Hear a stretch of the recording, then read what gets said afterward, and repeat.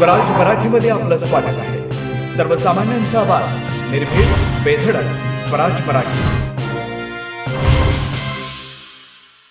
रंगपंचमी खेळून पोहण्यासाठी गेलेल्या दोघा मुलांचा तोल जाऊन विहिरीत पडल्यानं दुर्दैवी अंत झाल्याची घटना एकसंबा इथं बुधवारी 19 रोजी घडली आहे। वेदांत संजू हिरेकुडे वय 9 आणि मनोज काशीनाथ कल्याणी वय 8 असं मृत मुलांचे नाव आहे। सदर घडलेल्या घटनेमुळे होरेकुडे व कल्याणी कुटुंबियांवर दुःखाचा डोंगर कोसळलाय। या घटनेची नोंद सदलगा पोलीस ठाण्यात झाली आहे। या घटनेविषयी अधिक माहिती अशी, बुधवारी सकाळी रंगपंचमी खेळून बागेवाडी यांच्या शेतात असलेल्या विहिरीत वेदांत आणि मनोज हे दोघे आंघोळीसाठी पोहण्यास गेले होते।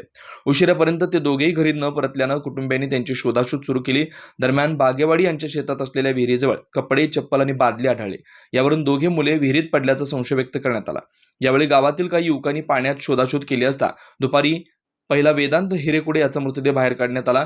विहिरीत पाणी भरपूर असल्यानं दुसऱ्या मनोज कल्याणी यांचा मृतदेह शोधण्याचा अडथळा निर्माण होत होता। स्थानिकांनी विहिरीतील पाणी बाहेर काढून सदलगा अग्निशमन दलाच्या जवानांना पाचारण केलं।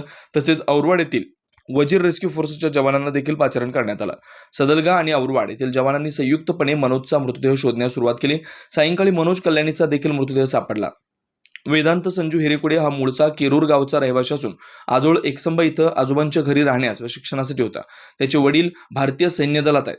त्याच्या पश्चात आई, वडील व भावाचा परिवार आहे। तर मनोज कल्याणी याच्या वडिलांचं यापूर्वीच निधन झालंय। त्याच्या पश्चात आई, बहीण व आजी असा परिवार आहे। दोघांचे मृतदेह एकसंबा येथील सरकारी रुग्णालयात शवविच्छेदनानंतर नातेवाईकांच्या ताब्यात देण्यात आले।